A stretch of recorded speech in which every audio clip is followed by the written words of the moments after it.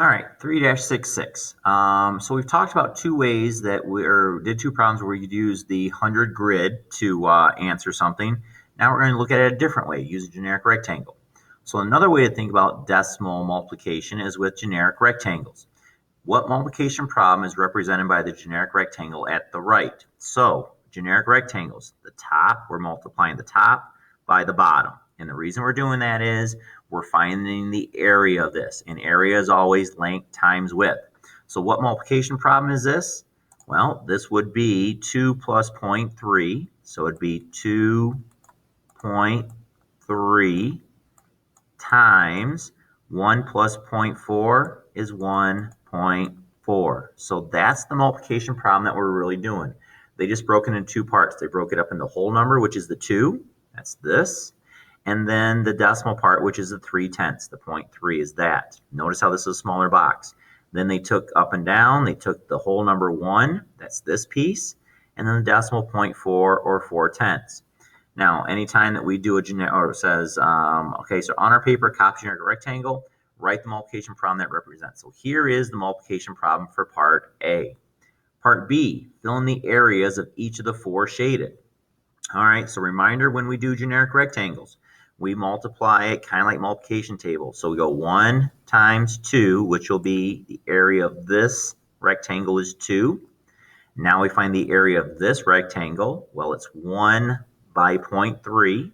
So 1 times 0.3 is just 0.3.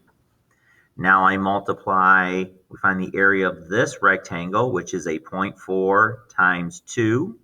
So let's see, 0.4 times 2 is going to be 8 with 1 decimal place. So that's going to be 0.8 is the area of this box. And then I do 0.4 times 0.3, which is going to be 1/1200 or 0.12. So we found the area of each little box. Now, let's see, fill in the areas of each of the 4 sections. So we did that. What math problems do each of the smaller sections represent? So what math problem is this? Well, we found the area. So that's what math problem is. We found the area of this box, the area of this box, the area of this little box, and the area of this little box. Write the total area as both a sum and a product. So we found the individual areas. So now if we want to find the area of the whole box, we would add all the little pieces together. So I would do this. So write the total area as a sum and a product. So as a sum, it's 2 from the area of this plus 3/10, so 0.3, plus the area of this box, which is 0.8, plus the area of the little box, which is 0.12. So that is the total area written as a sum. Now they want us to find the total area as a product. Well, that would be this idea of 2.13 across times 1.4, which is kind of what we started with up here. So as a product, it's going to look like this. 2.3 times 1.4. All right. So we did this. Now to find the area, so use a standard. So D, use a standard paper and pencil method by multiplying 2.3 times 4. Don't use a calculator. All right. So first of all, let's add these up to find out what the area is by piecing them all together. So when I do that, I'm going to line up my decimals. So the 2, remember there's a decimal right there, even though it's not written down. Then we have the 0.3. Don't forget that's a 3. It looks more like a 5, doesn't it? So there's my 3. And then we have 0.8. So we're lining up our decimals because we're adding these all together. And then we have 0.12. 0.12. Now when I add them all up, you can put zeros into these spots if you want. If that helps. That way everything's filled up. I'll make that more of a 0 so it's not a 6. That's a 0. That's a 0. And that's a 0. So notice how everything is lined up nicely. So that's a 0. So add these up. This becomes a 2. This becomes 9, 10, 11, 12. Bring my decimal straight down. We carry a 1.